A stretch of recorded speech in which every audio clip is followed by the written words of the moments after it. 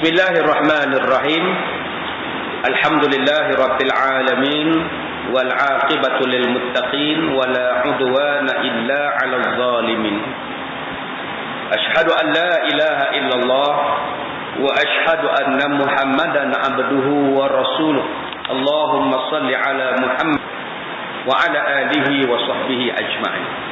Kita membaca kitab Hidayatul Mutafakkirin, muka surat yang ke-63. Bab yang harus pada zat Allah Ta'ala. Kita masuk tajuk perkara yang harus pada zat Allah Ta'ala. Apa dia sifat yang harus pada Tuhan?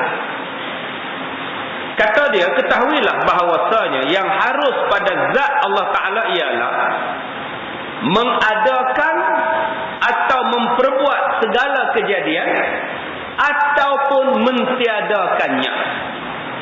Apa sifat yang harus bagi Allah? Sifat yang harus, Allah nak buat pun boleh, Allah tak nak buat pun boleh, terpulang.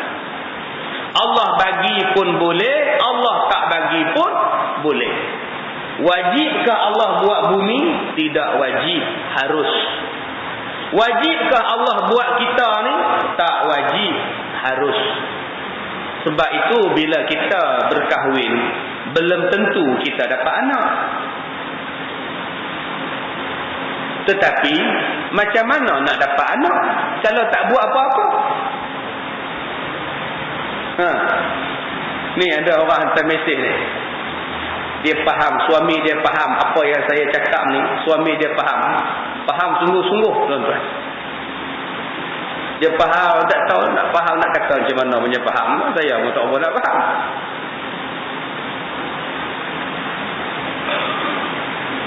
Baik.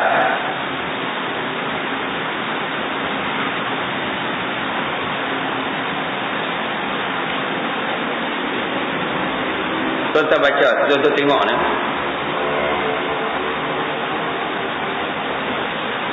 Ustaz, soalan hantar mesej ni.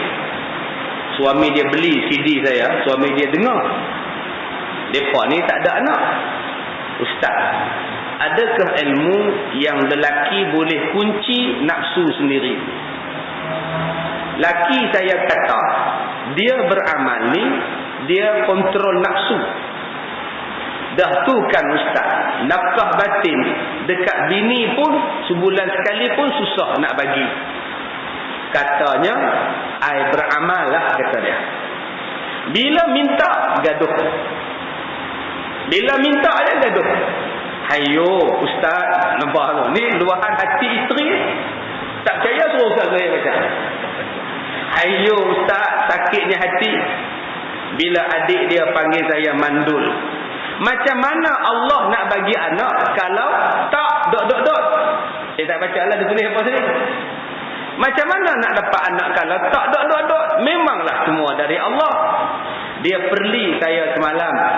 Dah dengar CD Ustaz, takkan tak tahu anak tu Allah yang bagi, kata dia. Dia kata hang baru je mengaji Ustaz Kazim semalam. Dalam CD tu Ustaz kata dah Allah yang bagi anak. Dah Allah tak bagi anak, nak kata apa?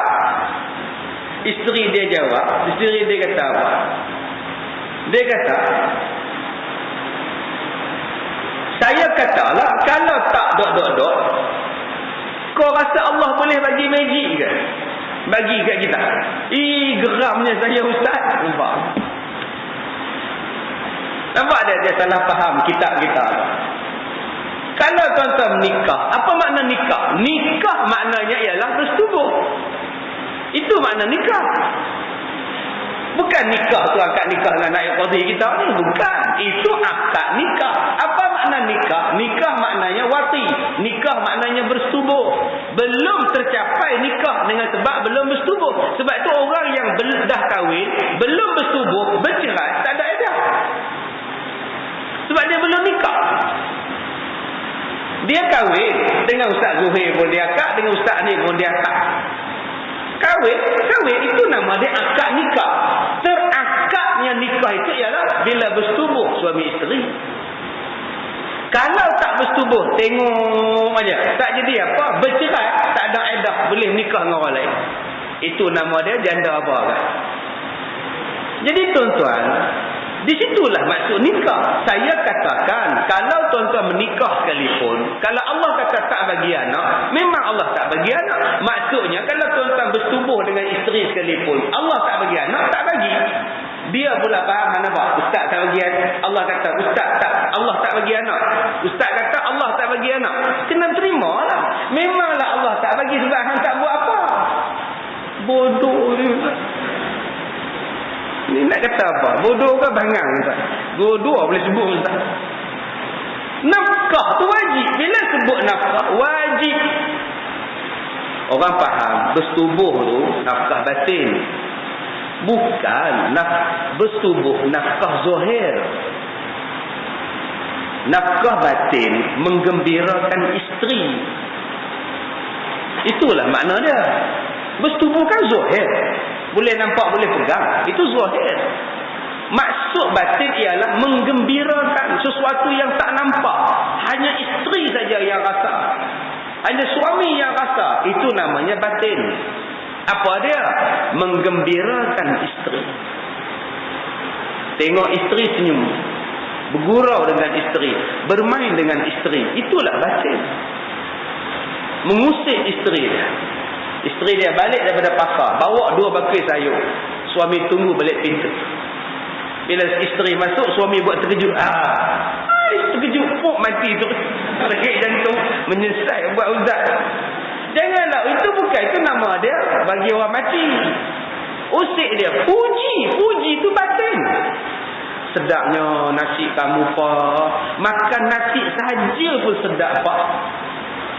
Sedapnya lauk kamu pak, ya Allah. Untung abang dapat kamu pak. Masaknya macam yang kedai hujung tu. Memang saya beli kat hujung abang, bungkus saja. Pujilah sikit. Puji itu namanya nafkah batin. Menggembirakan isteri itu namanya nafkah batin. Kalau tuan-tuan bersetubuh dengan isteri, tapi isteri tak gembira, itu bukan nafkah batin. Isteri tak gembira. Tak tahu jenis kasar, jenis pukul isteri. Baru dia nak sampai tahap dia. Itu bukan nafkah batin. Nafkah batin ialah menggembirakan. Bagi kereta dan menggembirakan isteri bila isteri pakai kereta. Bagi duit, dan bila bagi duit, isteri rasa gembira. Menggembirakan isteri dengan duit tadi. Nafkah abang 1,000 bulan ni. Pakailah elok-elok pak.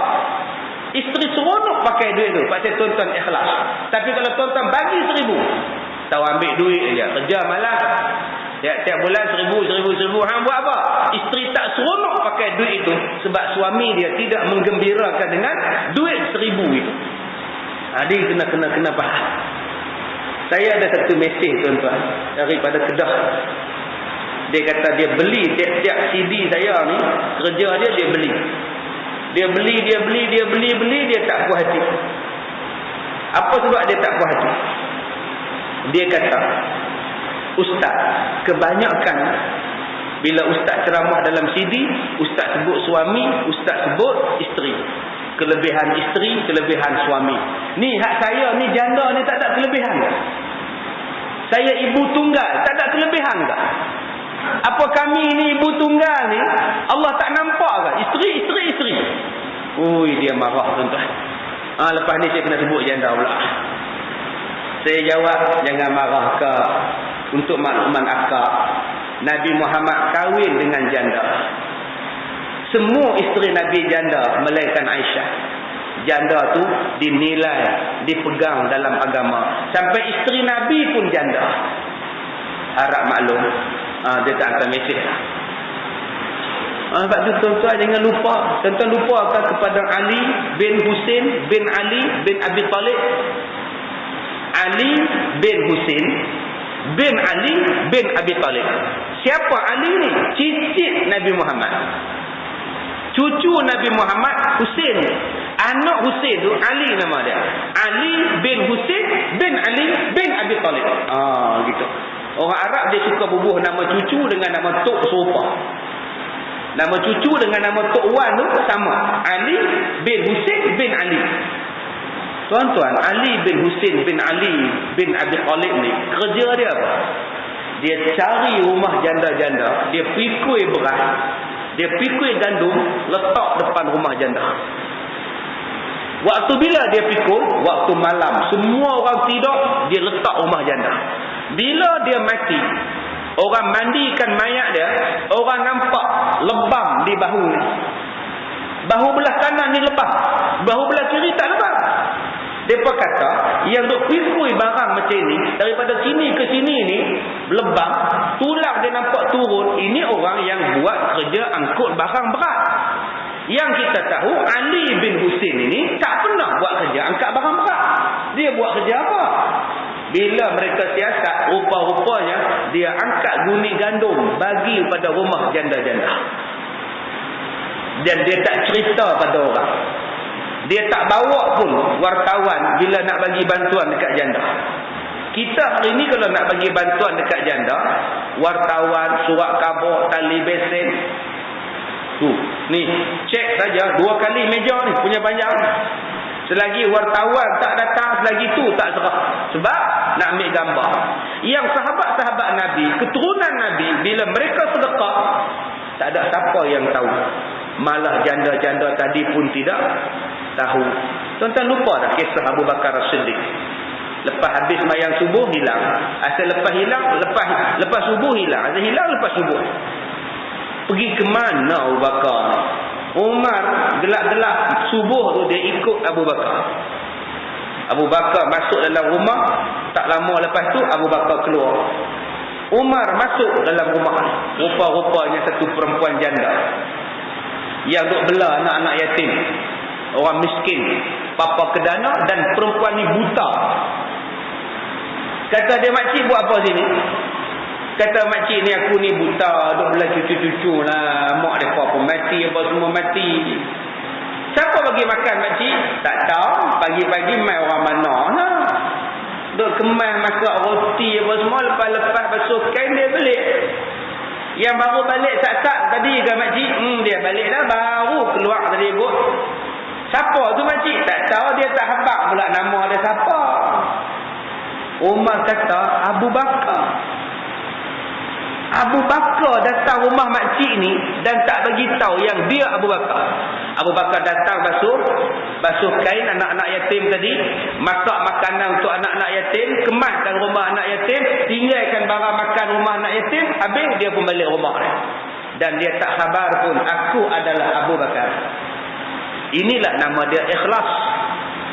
Kita sekarang nak tolong orang, tulis kat belakang parti apa, dekat depan ni pun parti apa, siap buat bendera lagi, nak tolong orang.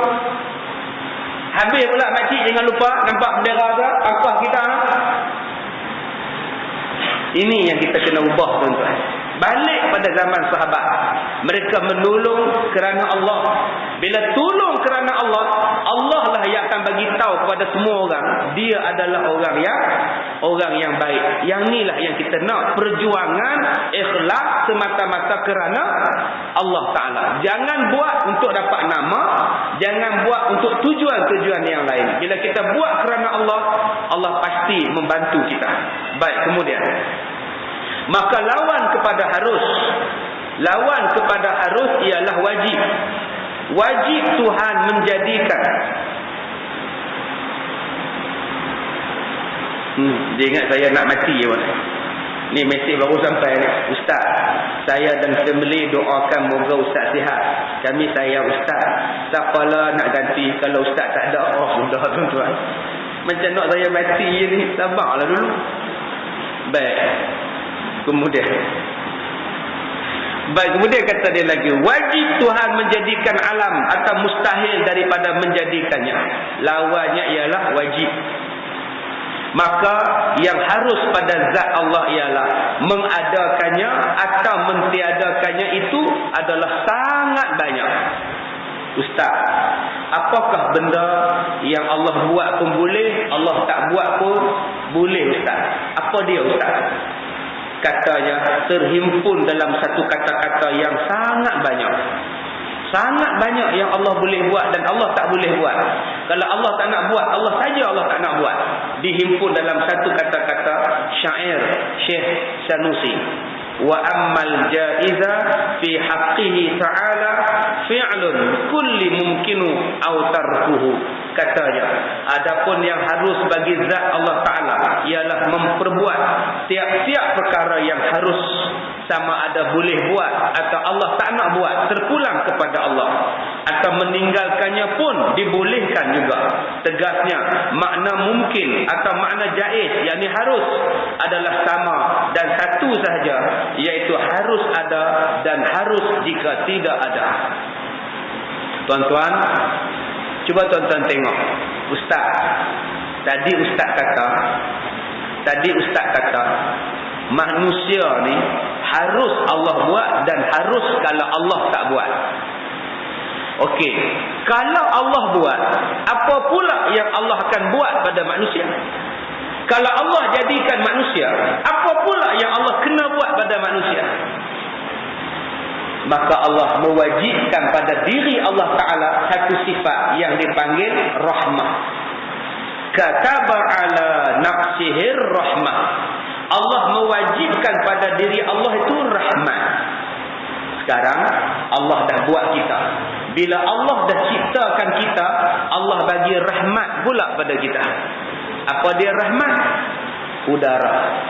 Selagi ada manusia, selagi itulah ada udara. Jangan tuan-tuan takut. Selagi ada manusia, selagi itulah ada air. Jangan tuan-tuan takut.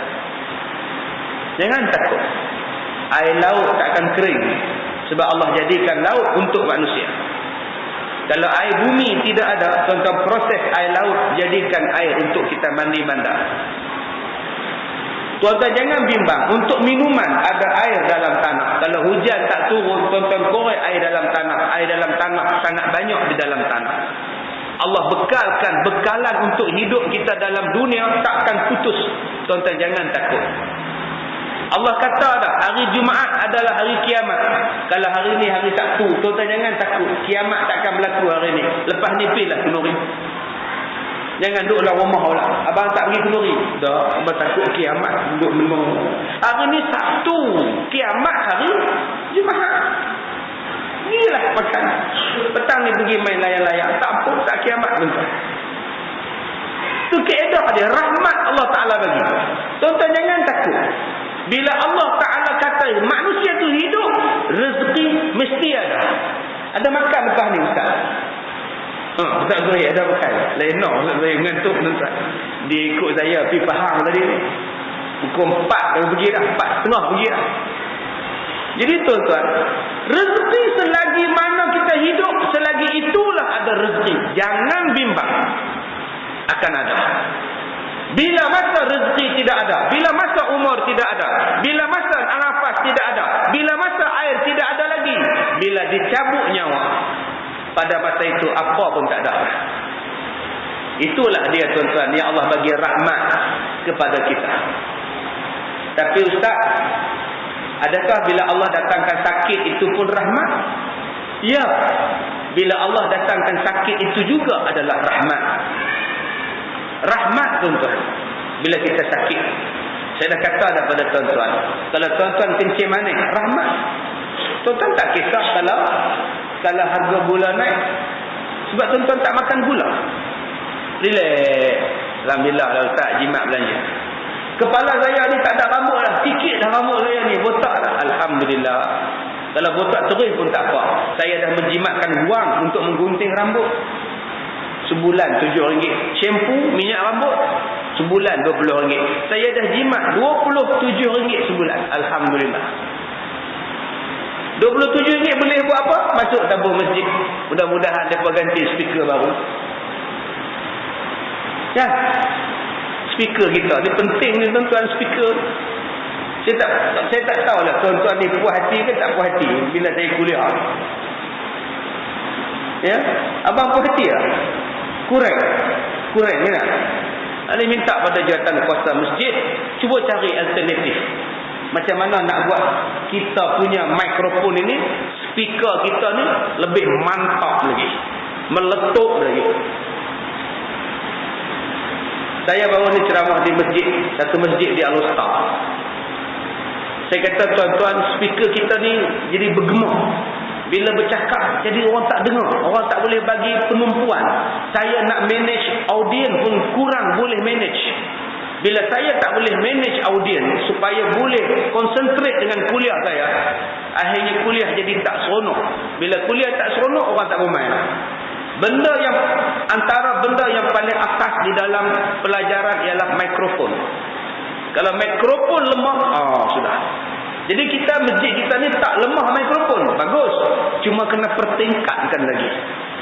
Supaya orang di belakang rasa puas mendengar. Yang makcik-pakcik ni pun rasa puas mendengar. Saya yang mengajar ni pun rasa puas. Bulan depan pula tuan-tuan, bila saya tegur macam itu, saya mai-mai tengok tu dia. Dia sewa speaker lain. Luar punya speaker. Siap dengan dia punya remote controller tu, subhanallah. Tuan-tuan, daripada jauh dia boleh kontrol. Tengok naik sana, naik cabang sini 4-5 orang. Macam kat menara kawalan ni pun. Meletup pumpang, subhanallah. Saya tanya pada jemaah, puas hati semua? Wah, kata dia. Kena sewa sikit. Larat nak sewa, sekali sewa 500. Baik beli baru 5,000. Selesai masalah. Jadi tuan-tuan yang dirahmati Allah, bila kita faham di situ sifat yang Allah Ta'ala jadikan, bila Allah Ta'ala buat satu-satu benda, akan Allah Ta'ala berikan kepada kita untuk kita buat benda itu supaya jadi cantik. Inilah yang dipanggil sebagai rahmat. Allah Ta'ala bagi kita rahmat walaupun sakit. Dengan sebab kita sakit itu rahmat Tuhan. Saya kata dah pada tuan-tuan, kalau tuan-tuan penyakit kencing manis, bila luka kaki tuan-tuan, doktor potong. Kalau dah tak dapat diselamatkan, doktor potong. Baiknya hukum Allah Ta'ala, potong di kaki dulu. Buatnya orang kencing manis, kena potong kepala dulu macam. Doktor kata makcik, penyakit makcik ni dah teruk kencing manis ni. Untuk menyelamatkan nyawa makcik, kita terpaksa potong kepala makcik. Potonglah doktor, janji makcik selamat, kata dia. Selamat apa?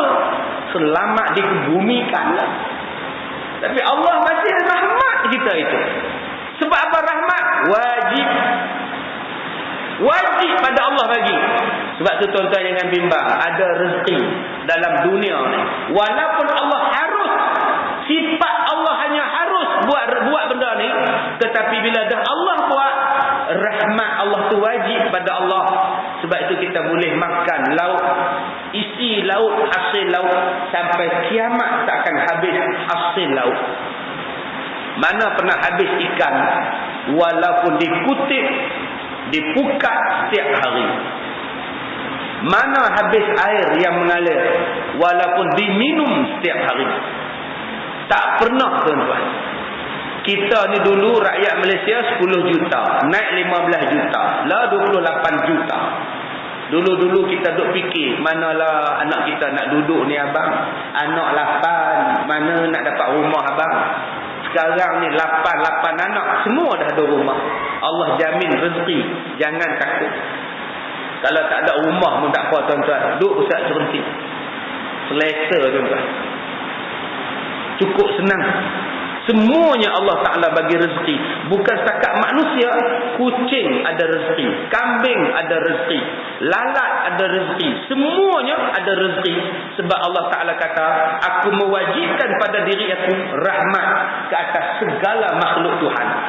Baik. Oleh itu, mungkin terbahagi kepada 4 bahagian. Sifat harus kepada Allah terbahagi kepada 4. Yang pertama, harus diadakan selepas tiada, iaitu mungkinat yang ada sekarang. Tuan-tuan, sekarang bulan 3, bulan Mac 2010, kita ada 5 anak. Anak yang paling kecil 6 tahun. Anak yang paling kecil 6 tahun. Ada lagi dah anak tak ada anak. Yang tu lah yang paling kecil. Isteri tak ada mengandung, tak ada pun. Boleh ke tak lepas ni ada anak lagi? Boleh ha? Sekarang tak ada anak, tahun depan ada anak nombor 6. Sekarang tak ada, tahun depan ada. Itu dipanggil sebagai mungkinat. Mungkin dapat anak. Harus pada Allah buat. Sebab tu kita tak boleh kata pada orang, kamu ni asyik jumpa mengandung, asyik mengandung jumpa. Jangan cakap macam itu. Tuhan nak bagi. Dan tuan-tuan juga tak boleh marah pada isteri tuan-tuan bila isteri tuan-tuan mengandung. Bila dia balik daripada klinik, kita tengah tengok TV, isteri kata, abang, oh abang, ya, tadi saya pergi cek doktor. Oh, terror kamu. Doktor pun kamu cek. Apa kamu buat nak cek doktor? Doktor kata dah mengandung dah 3 minggu abang. Terduduk suami. Anak kita yang kecil pun tak boleh cakap lagi. Dah kamu pula mengandung. Jangan cakap macam itu. Allah nak bagi. Kadang-kadang suami marah isteri dia. Itulah tak ada beringat. Aku dah kata dah beringat.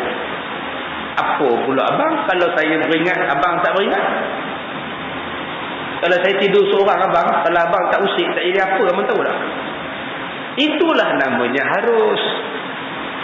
Serupalah makcik-makcik. Ada suami 64, makcik-makcik 60. Boleh tak mengandung? Boleh lah. Jangan kata tak boleh dah. Udahlah ustaz, tak ada dah. Makcik pun tak berkenak dah ustaz. Buatnya suami berkenak. Mana nak tahu? Macam makcik yang kena rogol 63 tahun kena rogol lagi, buatnya mengandung. Allah kata jadi. Itu namanya harus.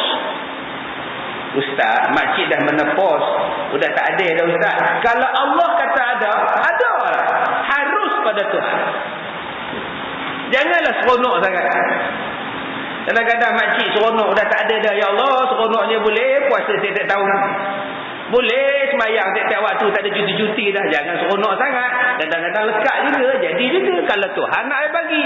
Sebab Tuhan itu sifatnya harus. Allah boleh buat dan Allah boleh kalau dia tak mau buat. Itu yang jadi kat makcik tu. Dia rogolnya. Pergi motong getah pun kena rogol. Bila masuk hospital, wartawan tanya, makcik tak melawan ke mula-mula kena rogol tu? Mula-mula makcik melawan kan. Itu lama-lama biar kan. Jadi kalau Tuhan nak bagi, walaupun tak ada, mungkin akan datang ada. Itu nombor 1. Sekarang memang tak ada, akan datang mungkin ada. Harus. Tuan-tuan sekarang tidak ada penyakit jantung. Kalau Tuhan nak bagi, boleh dapat. Walaupun doktor kata sihat, cek jantung okey, lari pun okey, naik bukit pun okey, tiap-tiap pagi jogging 10 km okey, berpeluh, bersimbah-simbah, dia buka t-shirt dia peluk. Subhanallah. Saya tanya pada orang yang jogging, apa kepuasan jogging? Kepuasan dia ialah bila dia buka baju, dia perah baju dia, keluar peluk. Itulah kepuasan bagi dia. Subhanallah. Mati kerana tengah duk perah, mati sakit jantung. Tuhan boleh buat. Saya sekarang ni sedang bercakap. Satu hari Tuhan boleh buat suara saya yang ada sekarang tidak ada. Boleh buat. Ni suara saya ni. Tuan-tuan, saya keluar ni 3 hari saya keluar. Jumaat, Sabtu, Ahad. 3 hari saya keluar. Orang tanya pada saya, Ustaz tablet lah Ustaz? Ya, saya tablet. Saya keluar 3 hari, mana ada balik. Saya berceramah pada ribu-ribu orang sekali keluar. Tapi saya bukan Samsudin Ajaib. Itu kena faham. Samsudin Ajaib punya paksa, habis orang tablet rosak. Orang tablet bukan perangai macam itu. Itu perangai Sudin Ajaib. Yang dah raib, dia semua belakang semua. Petang ni saya akan ceritakan pada tuan-tuan tentang kisah Nabi kahwin dengan Siti Aisyah, insya-Allah, di Masjid Taman Melawati. Boleh ke kahwin dengan budak-budak? Nanti kita akan masuk bab ni. Kita akan masuk petang nanti, insya-Allah, di Masjid baru Taman Melawati. Jadi tuan-tuan, saya bercakap semalam berapa jam? Pagi semalam saya bercakap di LPP Ipoh 1 jam. Lepas Jumaat semalam saya bercakap di Lembaga Lebuh Raya Malaysia Kajang 2 jam. Pukul 3 sampai pukul 5. Semalam saya bercakap dengan tuan-tuan 2 jam. Dah 5 jam. Pagi tadi 1 jam, setengah jam. Dah 5 jam setengah. Di sini 2 jam, 7 jam setengah. Petang tak lagi 1 jam, 8 jam setengah. Malam nanti insya-Allah 1 jam setengah. Dah 9 jam setengah. Besok saya balik kena pergi ke Taiping pula. Terus ke Taiping, ceramah maulud 2 jam, 11 jam setengah. Pukul 3 petang di Matang, 12 jam setengah. Pukul 5.30 petang di Asam Kumbang, 1 jam, udah 13 jam setengah. Malam kuliah maghrib, sejam setengah, 15 jam cakap. Tuan-tuan boleh bayang sakit tekak macam ni. Sebab tu saya katakan tadi, mikrofon ni satu benda yang penting. Speaker satu benda yang penting. Kalaulah speaker teruk, kalaulah mikrofon teruk, dia makan suara saya. Sekarang suara saya ada. Satu hari mungkin tidak ada. Sebab apa tidak ada? Allah boleh buat. Harus pada Tuhan. Dan harus pada Tuhan itu pun ada bersebab. Bersebabnya apa? Sebab saya cakap terlalu banyak. Punca apa? Bercakap terlalu banyak. Bila bercakap terlalu banyak, sudah. Itu yang saya sakit bulan lepas. 2 bulan lepas saya sakit sebab itulah. Bila mengajar terlalu banyak, badan dah tak boleh manage saya punya perjalanan. Akhirnya tumbang. Duduklah di hospital. Rehat dalam wad. Itu keadaannya. Jadi sesuatu yang melampau, maka dia akan jadi kehilangan sesuatu benda yang lain. Itu sifat harus yang pertama. Yang kedua, sifat harus yang kedua ialah mungkin yang ditiadakan selepas adanya, iaitu segala perkara yang telah hilang dan binasa seperti adanya. Seperti kelmarin atau datuk nenek kita. Dulu ada, sekarang tak ada. Harus. Ini yang saya katakan tadi. Sekarang suara saya ada, satu hari harus tidak ada. Sekarang tuan-tuan ada harta, satu hari harus tuan-tuan tidak ada harta. Sekarang tuan-tuan ada sehat, satu hari harus tuan-tuan tidak sehat. Dia bukan berpanjangan sampai bila-bila. Tetapi ada orang yang kaya sampai mati. Ada orang yang miskin sampai mati. Ada orang yang kaya kemudian miskin. Ada orang yang miskin kemudian kaya. Itu adalah sifat harus pada Tuhan. Ada orang yang dulu tak boleh bercakap, sekarang masuk sekolah dapat nombor 1. Pandai bercakap. 3 tahun tak boleh bercakap, 4 tahun tak boleh bercakap, 5 tahun tak boleh bercakap. Jumpa pakar sana, jumpa pakar sini, tak boleh bercakap. Jalan usaha, darjah 1 baru boleh bercakap. Sekarang darjah 6. Periksa tiap-tiap tahun nombor 1 dalam sekolah. Bukan dalam kelas, nombor 1 dalam sekolah. Setiap darjah 4 dia nombor 1. Darjah 5 darjah sampai darjah 6 masih nombor 1. Asalnya tak boleh bercakap. Dulu tak boleh bercakap, tapi sekarang jadi pelajar pintar. Siapa boleh buat? Allah boleh buat. Itulah sifat yang harus, yang Allah Ta'ala boleh buat. Dulu kita paling pandai, belum tumbuh gigi dah baca kitab. Belum tumbuh gigi dah baca kitab. Sekarang budak tu jadi apa? Keluar masuk pusat terhenti. Apa nak jadi? Apa nak jadi tuan-tuan? Baik, yang ketiga, mungkin yang lagi akan diadakan seperti esok hingga hari kiamat. Mungkin yang ketiga ialah mungkin akan berlaku sampai bila? Sampai hari kiamat. Tidaklah berlaku sekali tok, tidak. Dia akan mungkin berlaku, mungkin lagi. Ustaz, tsunami tu tak ada lah Ustaz nak. Sekali lah kot tahun 2004. Tidak. Dia mungkin berlaku sampai kiamat.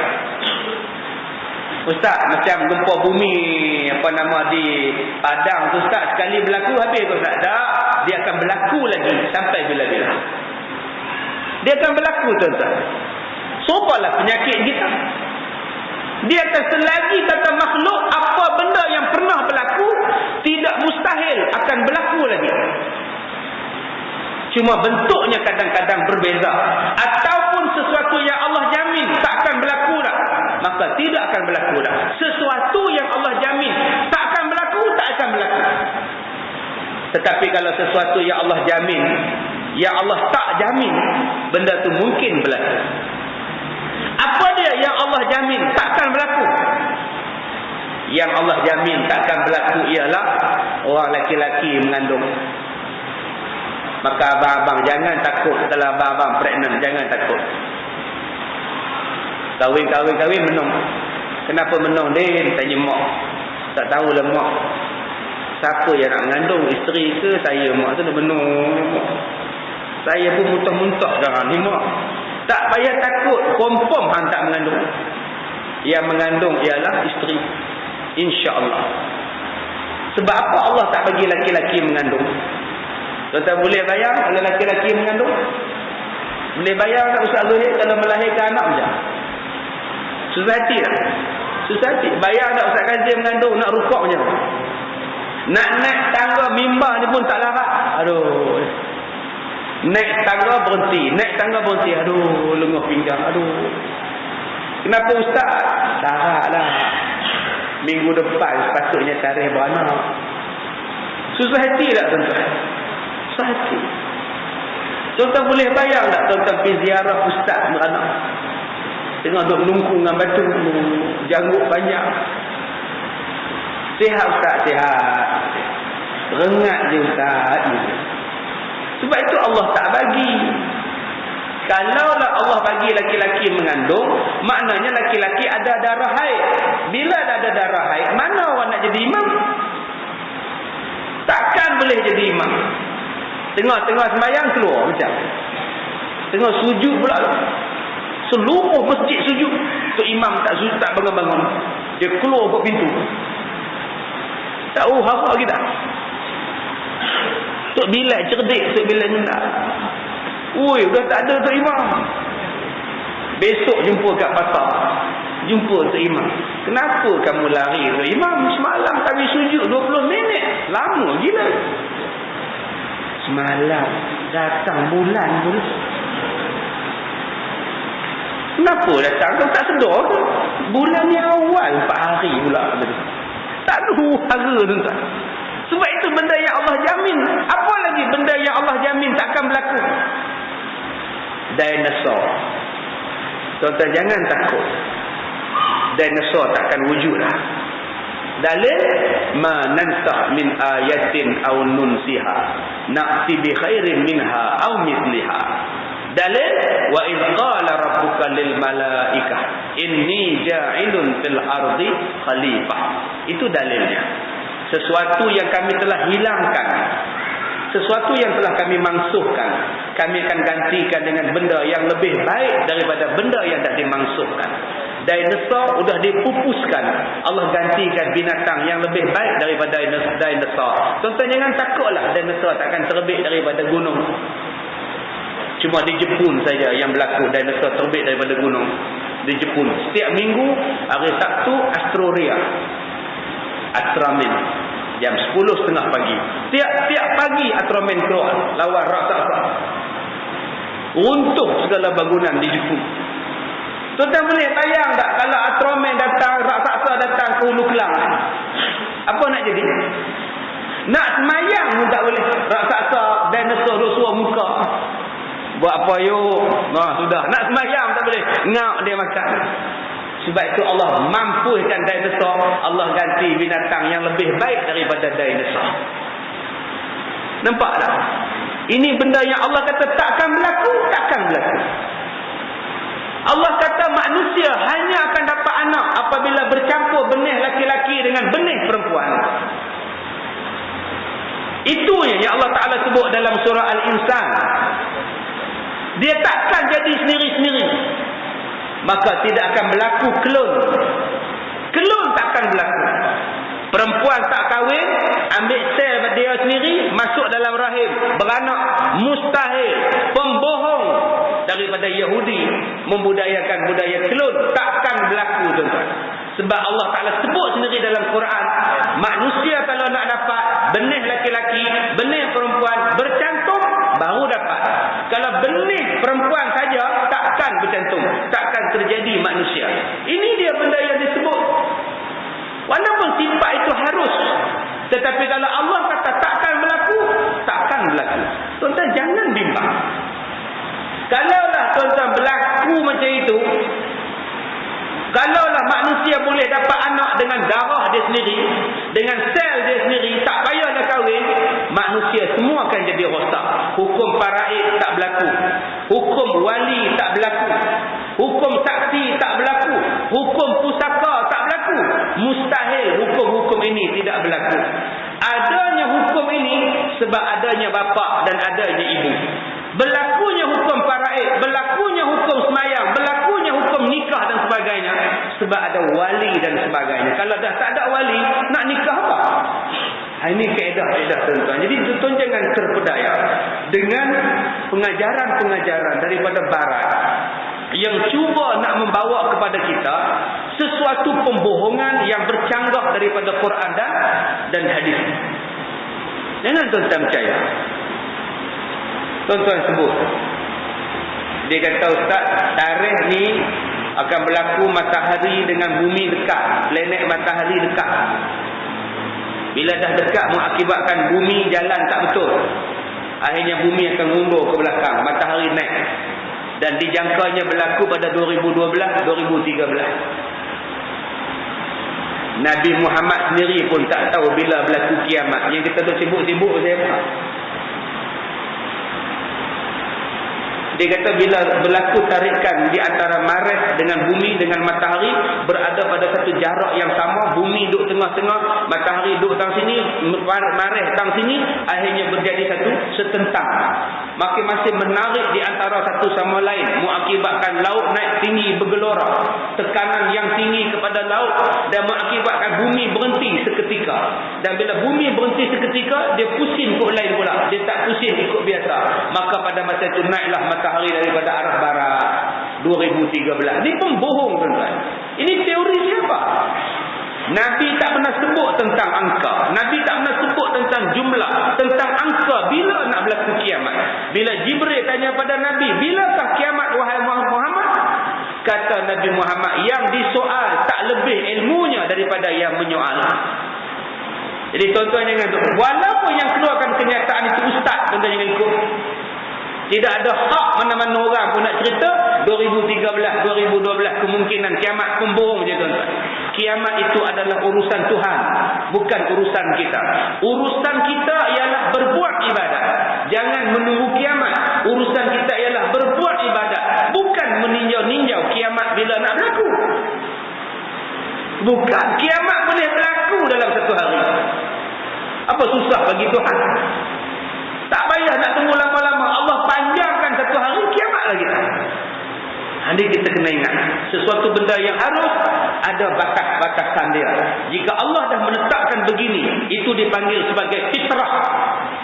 Fitrah inilah yang akan menstabilkan dunia.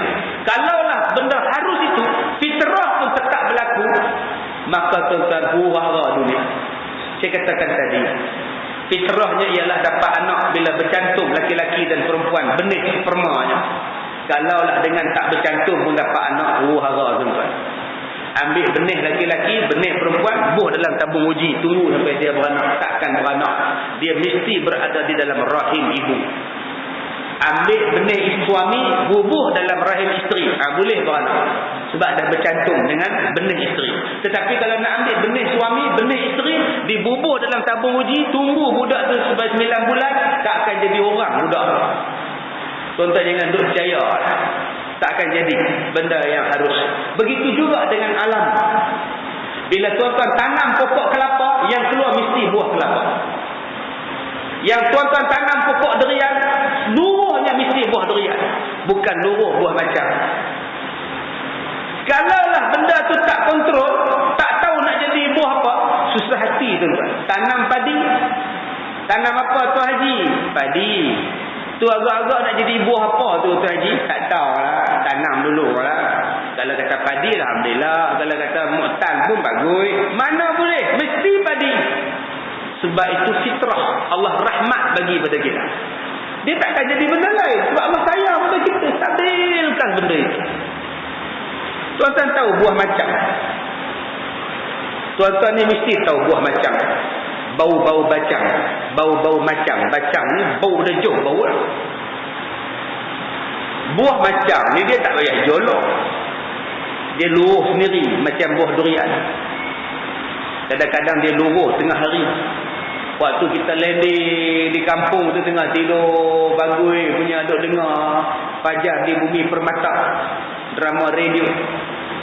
Tengah dengar radio, tiba-tiba dengar buah macam jatuh. Buk bunyi. Tak cik-cik tu apa? Belagangan daun. Dengar tu tak? Oh, macam jatuh. Tinggal radio. Pergi cari buah macam. Suluk mana buah macam. Dapat 2 biji, letak atas tangga. Bukan dia makan pun, dia letak. Tengah hari tak lagi baru nak buat sampai. Dia boleh bangun pasal nak ambil buah macam. Dia pun sambung tidur balik. Dengar Keltik Nasional. Tiba-tiba azan daripada masjid. Allahu Akbar, Allahu Akbar. Ada tak dia bingkah bangun? Oh, bang, ada tak? Berapa ramai yang bingkah bangun bila orang azan? Berapa ramai yang bingkah bangun bila buah macam jatuh?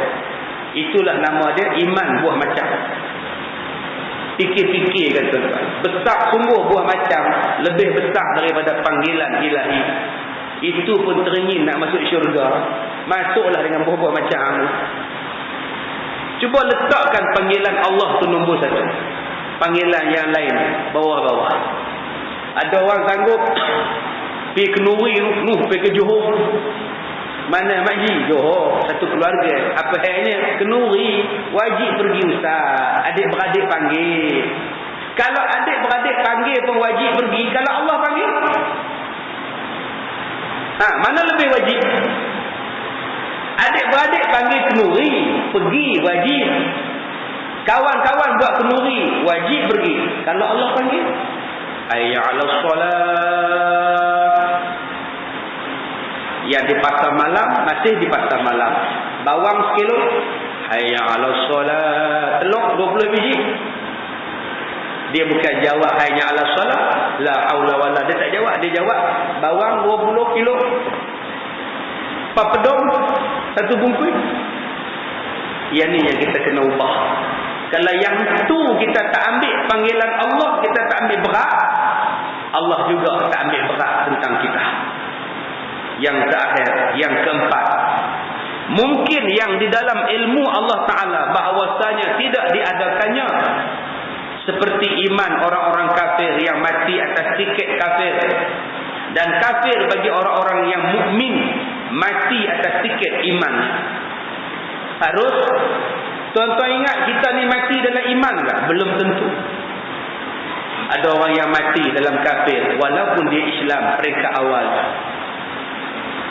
Dulu ada orang nak bunuh diri, saya pujuk, jangan bunuh, ingat Allah, ingat anak-anak. Berjam-jam panas telinga. Nak pujuk orang bunuh diri ni panas telinga. Handphone kita ni naik panas. Ya Allah, ustaznya aku dengar nak pujuk, jangan. Bila kita cakap macam ni, cakap macam ni, saya nak bunuh juga. Janganlah, ingat Allah, ingat Allah. Lepas tu dia tak telefon lah. Dekat 1 jam dia telefon, tak telefon dah. Yang terbaru ni pula, ada orang nak bunuh diri. Ustaz, saya kecewa dengan hidup saya. Seperas sikap orang Islam, sikap agama Islam kita ni. Saya kecewa Ustaz. Saya dah fikir masak-masak, saya nak bunuh diri. Sekarang saya tak pujuk dah. Saya tanya dia, bila cadang nak bunuh diri tu? Tali dah ada dah tali. Kalau tak ada, boleh kita supply kan? Bila cadang-cadang tu? Di mana tempat? Pasal kalau nak bunuh, kami cadang-cadang nak pergi ramai-ramai lah nak tengok. Ustaz ni orang cakap betul-betul nak bunuh, tak main-main pula. Saya tak main-main, saya kata betul. Siapa nak saya nak larang? Nak bunuh-bunuh lah. Tak ada masalah apa. Kalau boleh, bagilah tahu kami nak rakam. Lalah dia kata apa kat saya? Tak mahu lah, tak jadi bunuh lah. Siapa bunuh? Mengada-ngada tuan-tuan. Kadang-kadang manusia pun panggil macam itu kena buat. Main kasar je jawab. Bunuh dah dia, lantak kamu pula, aku peduli apa kamu. Akhirnya bila kita cakap macam itu, tak jadi pula bunuh diri. Begitu juga dengan orang kafir. Belum tentu dia mati sebagai kafir. Tak dia mati dalam Islam. Tuan-tuan beli tak CD saya tu yang tajuk dia Kelahiran Nabi Muhammad. Cuba tuan-tuan tengok dalam CD tu, Kelahiran Nabi Muhammad sallallahu alaihi wasallam. Volume 1, volume 2. Dalam CD tu ada gambar satu nyonya, nama dia Eng Ahseng. Nama dia Ahlan. Ahlan nama glamour dia. Eng Ahseng nama Cina dia. Bukan Islam, tapi mari mengaji, duduk depan sekali. Masya Allah. Tak pakai tudung. Tak pakai tudung pun dia bukan Islam, tapi dia boleh main mengaji. Subhanallah. Mudah-mudahan Allah bagilah hidayah pada Eng Ahseng, umur 60-an. Kalau Cina tuan-tuan boleh main kuliah, buat siapa kita tak main kuliah? Cina main politik, Cina main ceramah politik, saya tak heran. Sebab kita nak bagi apa yang ada pada tangan kita, nak bagi pada mereka. Sebab tu mereka main. Ceramah politik ini nak menjanjikan sesuatu yang dah ada hak kita, kita nak bagi dekat mereka. Sebab tu mereka pulun datang, ramai-ramai datang. Sebab mereka nak dapat apa yang mereka duk idam-idamkan selama ini. Sebab tu mereka boleh mari ceramah politik. Saya tak heran langsung. Kita nak bagi tanah, nak bagi kuasa lah, apalah. Memang hak mereka duk nak selama ni. Kita nak bagi. Sebab tu mereka mari, dalam hujan pun mari. Pakai baju kita pun mereka sanggup. Payung kita pun mereka pakai. Sebab mereka nak dapat sesuatu yang sangat berharga. Kepentingan untuk mereka. Saya tak pernah bangga tuan-tuan kalau orang bukan Islam main dengar ceramah politik. Kita tak pernah bangga. Sebab kita nak share, nak bagi dekat dia. Kita nak mengurangkan hak kita lagi. Nak jadi sama rata dengan mereka. Tapi saya cukup heran kalau ceramah agama yang tidak menjanjikan kepentingan dunia, orang bukan Islam boleh main. Pelik tuan-tuan. Kenapa dia boleh main? Setakat yang saya jumpa ni, Eng Ahseng seorang, kemudian diipuh seorang, diipuh di pejabat JKR. Saya mengajak aja, dia main. Bukan Islam. Satu pejabat kesihatan, pegawai kesihatan daerah India, main dengar ceramah. Malah dia yang mengarahkan staf dia buat ceramah agama. Dia nak datang. Subhanallah. Dia yang arahkan pejabat kesihatan dia buat musabaqah ujian tilawatil Quran tu. Dia suruh buat. Dia datang tuan-tuan. Pakai baju Melayu, sampin, siap, sengit, piak. Tengok. Bukan Islam. Masya Allah. Saya ceramah di Cameron Highland. Kursus perancangan keluarga 3 hari. Slot untuk orang agama tak ada. Bila dia tengok slot-slot tak ada, dia kata mana slot agama mana? Dia tanya kat sisi, mana slot agama? Pasal apa tak masuk? Masuk slot agama. Apa hukum rancang keluarga daripada sudut Islam? Dia suruh buat. Pelik tuan-tuan. Sisi telefon saya, ustaz boleh main tak? Ni bos minta ustaz ni. Boleh ha? Tajuk apa? Merancang keluarga. Bagus. Bentang. Dan dia duduk depan sekali, dia bawa isteri dia, dia bawa anak-anak dia. Anak dia pakai sari, isteri dia pakai sari. Gila ya perut tuan-tuan, nampak. Sebab apa mereka main? Mereka bukan ada kepentingan politik. Mereka tak dapat untung daripada ceramah agama. Kenapa? Eng Ahseng tadi setiap bulan dia beli 5-6 tajuk. 5 5-6 tajuk CD dia beli. Tuan-tuan beli berapa? Beli ustaz, cetak rompak, nak buat apa beli? Bukan boleh masuk tabung sekolah saya apa? Saya pergi ceramah di Kedah tuan-tuan, cetak rompak RM7 sampai RM15 dia jual. Subhanallah. Jadi saya minta lah pada tuan-tuan yang duk beli CD saya ni, belilah yang original. Haram jual cetak rompak. Saya dah kata banyak kali dah, jualan CD kita ni, kita nak tampung sekolah. Tuan-tuan pergi ke sekolah saya tu, besarnya penjualan CD ni, kita boleh naik sekolah.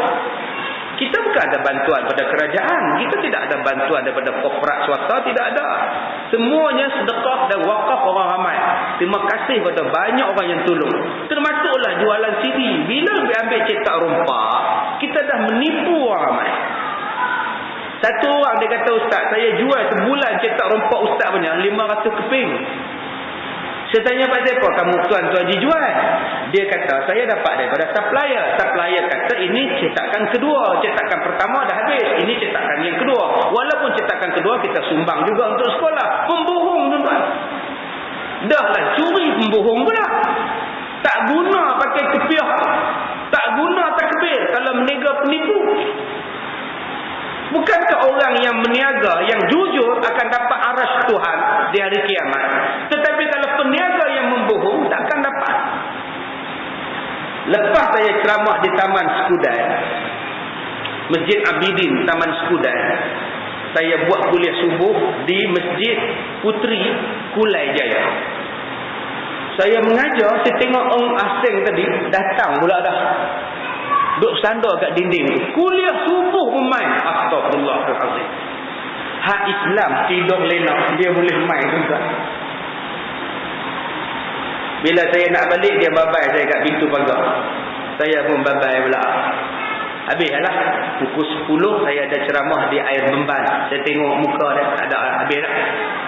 Bila saya ceramah pukul 10 di Surau Air Bemban Johor, saya tengok lagi sekali dia ada duduk depan sekali, duduk balik tiang, duduk menyandar, relax je. Astagfirullahaladzim, ada pula tang sini pula.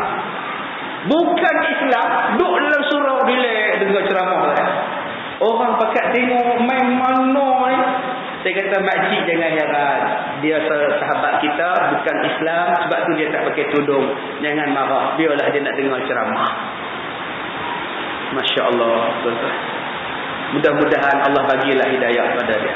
Kalaulah kita ceramah kasar, kalaulah kita ceramah teruk, kalaulah kita ceramahnya hentam orang semata-mata, kita takkan berjaya menarik hati orang lain. Sebab tu tuan-tuan, ceramah ni kena ada seni. Bila kita tidak ada seni, orang takkan tertarik mendengar ceramah kita. Bila kita nak dakwah, mesti ada seni. Saya boleh hentam tuan-tuan, saya boleh maki, saya boleh maki pemimpin, saya boleh kata haram jadah, saya boleh kata kafir, tapi apa faedahnya? Tapi kita ceritalah yang baik-baik. Mudah-mudahan orang terbuka pintu hati untuk memahami Islam. Sebab kita belajar dah. Dulu dia tolak Islam, satu hari mungkin dia akan menerima Islam. Bukankah itu harus? Kenapa kita tak boleh berdakwah? Kenapa kita tak nak baik dengan orang? Dulu dia tolak Islam, dia tak mau Islam. Mungkin satu hari dia akan terima Islam. Sebab itulah dakwah kena berjalan. Dan dakwah jangan takut. Saya bagilah tajuk apa pun tuan-tuan, dengan siapa pun saya bercakap, itulah yang saya akan cakap. Islam dan Islam dan Islam. Jangan takut-takut. Setengah orang dia takut cakap, nanti dia pun marah. Saya takut apa? Saya sebut hudud. Semua tempat saya sebut hudud. Depan orang bukan Islam saya sebut hudud. Depan orang Cina saya sebut hudud. Depan orang India saya sebut hudud. Bila saya buat demonstrasi bagaimana hukum hudud, nak kena atau tidak kena, saya tanya pada orang India, okey anti setuju tak? Setuju. Bila dia dah faham, baru dia setuju. Jadi ini tuan-tuan yang kita kena buat dakwah. Maka dakwahlah dengan jalan yang baik. Jangan maki-maki, jangan mengata-ngata pada orang. Baik, cukuplah sekadar itu tuan-tuan. Kita sudahi dengan suratul Asr. Bismillahirrahmanirrahim. Wal 'asr innal insana lafi khusr وعملوا الصالحات وتواصوا بالحق وتواصوا بالصبر. بسم الله الرحمن الرحيم. الحمد لله رب العالمين والصلاة والسلام على رسول الله وعلى آله وصحبه أجمعين. اللهم إنا نجعلك في نحور أعدائنا ونعوذ بك من شرورهم. اللهم بدد شملهم وفرق جمعهم وشتت كلمتهم وزلزل أقدامهم وسلط عليهم كلبا من كلابك يا قهار الجبار يا منتقم. اللهم يا منزل الكتاب ويا مجري السحاب ويا هازم الأحزاب اهزمهم وانصرنا عليهم والحمد لله رب العالمين. Tuan-tuan yang dirahmati Allah, disebabkan banyak yang nak masuk tahfiz di sekolah saya tu, kita akan buka lagi kemasukan pada bulan 6. Ya, daripada Kuala Lumpur ni ramai sangat yang telefon, kita akan buka kemasukan baru pada bulan 6. Jadi siapa yang nak masuk, sila daftar untuk ditemuduga pada bulan 6 kemasukan yang baru. Yang kedua, untuk pengajian bulan Ramadan. Setiap tahun kami akan buat Ramadan, qiyam mulai setiap malam dan sebagainya sepanjang bulan Ramadan. Jadi tuan-tuan yang mana nak tinggal selama sebulan ataupun 2 minggu di dalam bulan Ramadan, khasnya untuk warga-warga pencen. Ya, tuan-tuan boleh booking pondok sekarang untuk tinggal suami isteri ataupun bujang. Sepanjang bulan Ramadan kita akan buat pengajian daripada pagi sampai petang. Kemudian buka puasa, sahur ditanggung. Kemudian qiyam mulai setiap malam, daripada malam pertama sampailah malam terakhir. Jadi tiap-tiap malam kita buat qiyam mulai.